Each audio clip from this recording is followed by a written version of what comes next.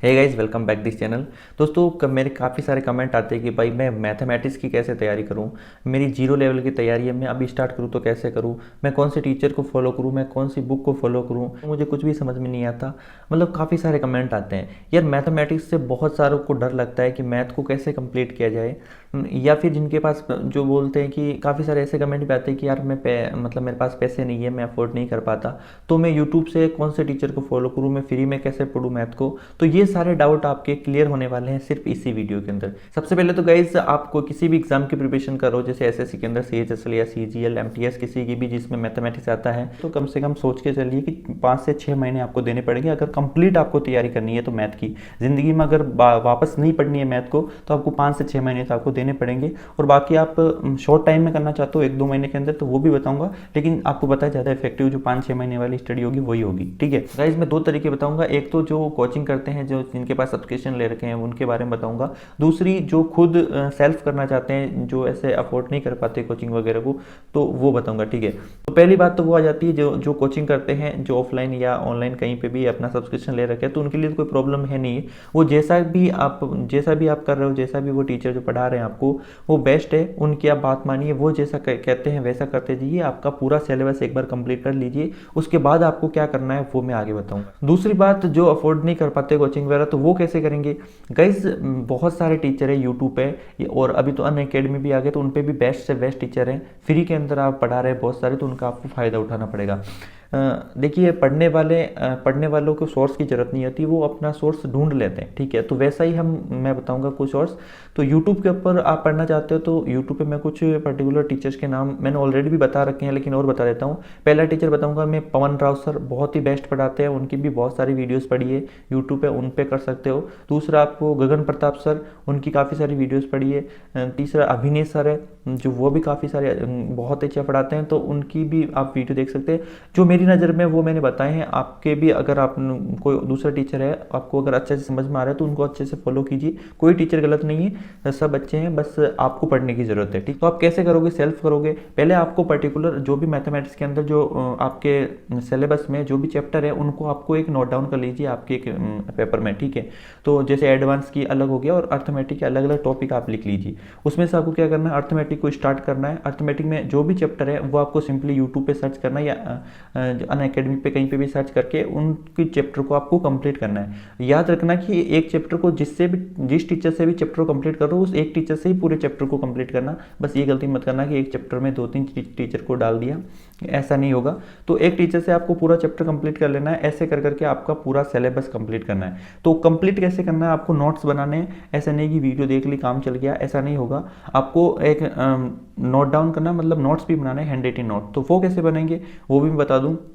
अगर आप ऑनलाइन अगर आप कोचिंग भी कर रहे हैं, कैसे भी कर रहे हैं, तो नोट्स बनाने कैसे हैं, आपको एक हमेशा याद रखना कि आप मैथमेटिक्स पढ़ने से पहले आपके हाथ में पेन और कॉपी तो होनी चाहिए। तो नोट्स बनाते समय आपके जैसे कि किसी भी चैप्टर को पढ़ा रहे हैं, तो उसके पर्टिकुलर जो सेम क्वेश्चन होंगे वो आप नहीं उतारेंगे। गाइस, मान लो कि आपके सर आपको 10 क्वेश्चन करा रहे हैं किसी चैप्टर के, मतलब सेम टाइप के क्वेश्चन करा रहे हैं, तो वो सारे के सारे क्वेश्चन आपको नोट डाउन नहीं करने हैं। उसमें से आपको 1 या 2 क्वेश्चन जो आपको लग रहे हैं कि आप भूल सकते हैं वो क्वेश्चन, तो आप 1-2 क्वेश्चन याद रखने के तौर पर उसको उतार लीजिए, और उसका अच्छे से आपकी डेफिनेशन जो भी है सॉल्यूशन उसका लिख लीजिए। और उसके साइड में आप एक डिब्बा बना के, जैसे स्क्वायर बना के एक डिब्बे में आपको जो भी मेन पॉइंट है उस क्वेश्चन का, वो क्वेश्चन का मेन पॉइंट लिख देना है, वो अपने हिसाब से। देखिए, नोटबुक आपकी है, आपको ही पढ़ना है बाद में, आपको जैसा भी लिखना है, कैसा भी उस क्वेश्चन के आसपास कहीं पे भी लिख लीजिए, छोटा मोटा जैसा भी है, कि आपको वो क्वेश्चन दोबारा जैसे पढ़ें तो वो डायरेक्ट आपको क्वेश्चन उसकी सॉल्यूशन याद आ जाए, बस ऐसा। ठीक है, तो इस तरह से आप हर टाइप के जो क्वेश्चन आते हैं उनके 1-1, 2-2 क्वेश्चन आप लिखते रहिए, और इस तरह से चैप्टर को कंप्लीट कीजिए। आपके बहुत अच्छे से नोट्स बन जाएंगे, और जो भी एक्स्ट्रा चीज़ें होती है उनकी भी आप पर्टिकुलर एक मतलब हाईलाइट करके डिब्बे में इस तरह से आप बना सकते हैं। ठीक है, अब आपने अपना सिलेबस जो है कंप्लीट कर लिया, उसके बाद क्या करना है गाइस, उसके बाद करना है ये काम जो कि मैं बता रहा हूँ। ये बुक किरण की लो, चाहे आपने राकेश यादव की लो, किसी की भी एक की बुक ले लेनी है आपको, और उससे प्रैक्टिस करनी है, जो कि है प्रीवियस ईयर क्वेश्चंस। गाइस किसी भी कंपटीशन की तैयारी करो, प्रीवियस ईयर क्वेश्चन बहुत ज़्यादा इंपॉर्टेंट है। प्रीवियस ईयर क्वेश्चन से आपको सारा कुछ पता चल जाता है कि ऐसे क्वेश्चंस के पैटर्न होने वाले हैं। तो प्रीवियस ईयर क्वेश्चंस कीजिए। देखिए ये बुक इतनी बड़ी है तो इसमें बहुत सारे क्वेश्चंस है करने को, अब जितना करोगे उतना कम है। ये लॉन्ग टाइम के लिए बता रहा हूँ, शॉर्ट टाइम के लिए बताऊंगा 1-2 महीने में भी। और ये बुक कर लेनी है आपको। अब काफ़ी लोग कहते हैं कि यार इतनी बड़ी बुक है यार कैसे करेंगे, तो इसका भी मैं सॉल्यूशन बताता हूँ। गाइज आप मान के चलिए इसमें एक चैप्टर में मान लो 100 क्वेश्चन है, तो पहली बार आप करोगे तो मैं भी मानता हूँ कि पहली बार करोगे आपको टाइम लगने वाला है। इस बुक को आप करोगे ना पूरी कंप्लीट अगर अच्छे से करते हो तो इसको कम से कम 3 महीने तो लगेंगे, 3 से 4 महीने तो लगेंगे। अगर पूरी करते तो 4-5 महीने भी लग जाते हैं, लेकिन 3 महीने में मान के चलता हूँ कर सकते हैं 3 महीने में। अगर ये कर रहे हो तो पहली बार में जो अगर किसी चैप्टर के 100 क्वेश्चन है तो पहली बार पूरे कर लेना, उसमें टाइम लगेगा। लेकिन दूसरी बार करोगे ना तो कम आपको 100 क्वेश्चन करने की जरूरत नहीं, उसमें से आप 40 से 50 क्वेश्चन ही करोगे, क्योंकि उसमें से सेम क्वेश्चन मिलेंगे और सेम क्वेश्चन आपको वापस करने की जरूरत नहीं है। उसमें से एक आध 2 क्वेश्चन कर लेंगे तो उससे काम चल जाएगा। तो दूसरी बार करोगे तो 40-50 क्वेश्चन में आपका काम चल जाएगा। और जैसे थर्ड बार में रिवीजन करोगे तो उसमें से आपके 15 से 20 क्वेश्चन में आपका जो चैप्टर है कंप्लीट हो जाएगा। तो ऐसे आपको टाइम नहीं लगेगा, आपको पता भी नहीं चलेगा कैसे बुक हो गई, लेकिन आपको पर्टिकुलर कंसिस्टेंसी के साथ तो करना ही पड़ेगा। तो ये बुक चाहे किरण की करो चाहे राकेश यादव की करो, इस तरह से आप कर सकते हो कंप्लीट बुक। अगर ये कर लिया आपने तो कोई प्रॉब्लम नहीं है। अब आप कंफ्यूज होते होंगे कि यार कौन सा चैप्टर पहले करूँ, तो आप करना आप मॉक टेस्ट देते रहना रेगुलरली। आप सप्ताह में 2 मॉक टेस्ट या 3 मॉक टेस्ट देते रहना। आपका जो भी चैप्टर में आपको प्रॉब्लम होती है उस चैप्टर के आप सिंपली उसी चैप्टर को उठाइए और अपने क्लास नोट्स है जो भी आपने बनाए हैं नोट्स, उसके आप नोट्स के पूरे चैप्टर की रिवाइज कर लीजिए। ठीक है, उसके रिवाइज करने के बाद जो ये बुक है अपनी, इस चैप्टर में से मेन क्वेश्चंस कर लीजिए। जो ये बुक है उसके मेन क्वेश्चन कर लीजिए जो भी आपके। तो कहीं ऐसे अगर प्रैक्टिस करोगे ना, आप मॉक टेस्ट दोगे, उसके बाद आप अपनी क्लास नोट्स के जो नोट्स देखोगे आप, जो उसके तरीके हैं, उसके बाद जो बुक्स के क्वेश्चन करोगे, या 3-3 बार एक क्वेश्चन की प्रैक्टिस हो रही फिर क्वेश्चन जाएंगी कहाँ पे, इस तरह से आप प्रैक्टिस करोगे तो आपकी तैयारी इतनी तगड़ी हो जाएगी कि आप सोच भी नहीं सकते। ये तो होगी लॉन्ग टाइम की बात। दूसरी हो गई गाइस कि आप शॉर्ट टाइम में करना चाहते हो तो आपको नोट्स तो बनाने पड़ेंगे पर्टिकुलर, आपको सब्जेक्ट जो कोर्स तो आपका कंप्लीट करना ही पड़ेगा। वो करने के बाद आप जो ये है राकेश यादव की ये बुक, ठीक है, राकेश यादव के क्लास नोट्स। गाइस अगर ये बुक नहीं कर रहे हो आप बड़ी बुक, तो टाइम नहीं लग रहा है, जैसे कि अभी CHSL की तैयारी कर रहे हैं बंदों के पास 2 महीने 3 महीने इस तरह से बच रहे हैं, तो 2-3 महीने के अंदर ये कर सकते हो। इसमें क्या है कि देखिए ये मैं अफोर्ड नहीं कर पाता हूँ, जो स्टार्टिंग है जो बिगिनर्स है वो तो बिल्कुल नहीं करना। इसके अंदर देखना ये जो आप एक बार सिलेबस करने के बाद ही होगी आपकी स्टार्टिंग, अगर पहले से इसी से करना चाहते हो तो भाई कुछ नहीं होगा। देखिए क्यों नहीं होगा मैं बताता हूँ। जैसे कि ये पहला चैप्टर मैंने खोला, यहाँ पे देखना ये टाइम एंड वर्क का, इसमें डायरेक्ट क्वेश्चन मिल रहे हैं, डायरेक्ट इसका सॉल्यूशन मिल रहा है, कोई यहाँ पे डेफिनेशन नहीं है इसकी स्टार्टिंग की, जो टाइम एंड वर्क की जो भी कंसेप्ट है कोई नहीं है, डायरेक्ट इसके क्वेश्चंस मिल रहे हैं आपको। तो मतलब कि एक बार आपका अगर बेसिक कंप्लीट होगा ना तो ही ये बुक होगी, इसके अलावा नहीं होगी। अगर ये करना चाहते हो तो आपकी महीना 1.5 महीने या 2 महीने के अंदर आराम से इसको कंप्लीट कर सकते हो। तो गाइस इस बुक से होगा क्या, आपके जो भी कंसेप्ट है वो आपके छूटेंगे नहीं। ठीक है, इसमें हर मतलब कंसेप्ट वाले हर ट्रिक हर तरीके के इसमें क्वेश्चंस मिलेंगे आपको हर चैप्टर के, तो वो सारे आपके जो तरीके हैं वो इसमें से आपके कंप्लीट हो जाएंगे। इसलिए ये बुक मैं आपको सजेस्ट कर रहा हूँ।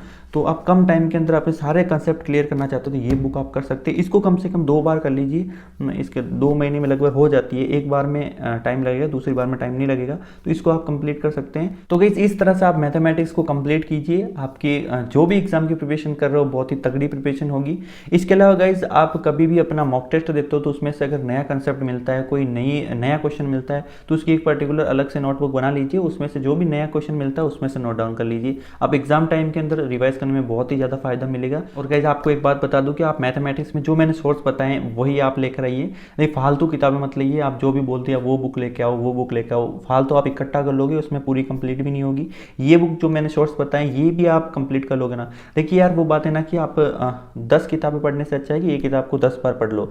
तो इसी किताब को आप 2-3 बार, अगर एक क्वेश्चन को 2-3 बार आपने दिमाग से अगर अपनी नज़र से निकल गया ना तो वो क्वेश्चन बाहर नहीं जाने वाला, वो क्वेश्चन आपके दिमाग में बैठ ही जाएगा। तो इस तरह से आप प्रैक्टिस कीजिए मैथ की। और मैथ के अंदर सबसे बड़ा हथियार है प्रैक्टिस। आपने अगर पूरा सिलेबस कर लिया, आपने ये बुक भी कर ली और बीच के अंदर आप 1 महीने का गैप हो गया आपके, तो मैं कह रहा हूँ कि आपका 50% तो आप खत्म हो गए। बिकॉज इसके अंदर गैप नहीं चाहिए, आप प्रैक्टिस करते जाइए यार, कम क्वेश्चन की करिए लेकिन रेगुलर आपकी प्रैक्टिस रखिए, उससे आपके क्वेश्चन मतलब आपके कंसेप्ट इधर उधर नहीं जाएंगे। मेरे को काफ़ी सारे कमेंट ऐसे भी आते हैं कि भाई मैंने तैयारी है, मैं तैयारी करता हूँ, लेकिन बार बार मुझे अपने क्लास नोट्स जो देखने पड़ते हैं, मैं जब भी मॉक टेस्ट देता हूँ उसमें जो क्वेश्चंस नहीं हो पाते और मुझे बार बार अपने नोट्स देखने पड़ते हैं। उसके एक ही कारण है भाई, आप प्रैक्टिस नहीं कर रहे हो, आप सिर्फ मॉक टेस्ट देते हो, उसका एनालाइज अच्छी तरीके से नहीं करते हो।